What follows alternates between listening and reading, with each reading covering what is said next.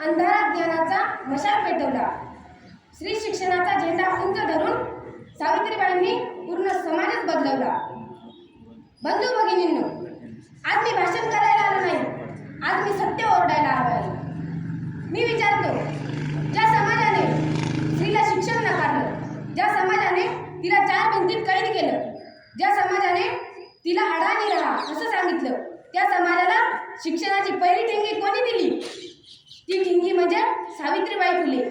सावित्रीबाई फुले म्हणजे फक्त एक स्त्री नाही, फक्त एक शिक्षिका नाही, फक्त इतिहासातलं नाव नाही, तर सावित्रीबाई फुले म्हणजे अन्यायाविरुद्ध उभं राहिलेलं बंड, अज्ञानावर केलेला हल्ला, स्त्री शिक्षणाची पहिली मशाल. त्या काळात स्त्री शिकली तर तिला पापी मानायची, विधवा म्हणजे शाप मानायची आणि शूद्र अतिशूद्र म्हणजे माणूसच नाही असे समजायचे. अशा काळात सावित्रीबाई उभ्या राहिल्या.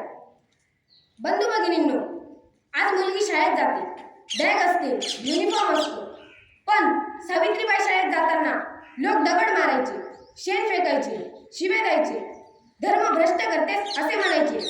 तरी सुद्धा त्या थांबल्या नाहीत, त्या झुकल्या नाहीत, त्या पळाल्या नाहीत.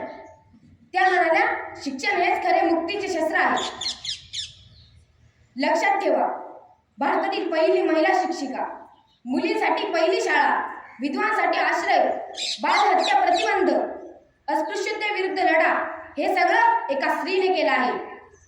आपण म्हणतो बाई काय करू शकत नाही. अरे लाज वाटली पाहिजे. त्या काळात विधवा म्हणजे जिवंत प्रेत होतं. केस कापलेले, दागिने काढलेले, आनंदाचा अधिकार नाही. सावित्रीबाईंनी काय केले? विधवांसाठी आश्रयगृह काढले, नवजात बाळांना जीवदान दिले, गुप्तपणे प्रसूतीची सोय केली. महात्मा ज्योतिबा फुले आणि सावित्रीबाई फुले ही नवरा बायको नव्हती, ही 2 क्रांती होती. एकाने प्रश्न विचारले, दुसरीने समाजाला उत्तर द्यायला भाग पाडले. एकाने विचार लिहिले, दुसरीने ते रस्त्यावर उतरवले. आज आपण म्हणतो पण सुरक्षित आहे का? स्त्रिया काम करतात, पण समान मान मिळतो का? जातीवाद संपला का? अंधश्रद्धा गेली का? नाही ना. मग आजही सावित्रीबाईंची गरज आहे. आजही त्यांचे विचार जिवंत ठेवण्याची गरज आहे. मुलींनो, उठा, जागे व्हा. तुम्ही गप्प बसू नका. आज सावित्रीबाईंची जयंती म्हणून फक्त हार घालू नका. संघर्ष घ्या, विचार घ्या. सावित्रीबाई फुले अमर रहे. जय ज्योती, जय क्रांती, जय सावित्री.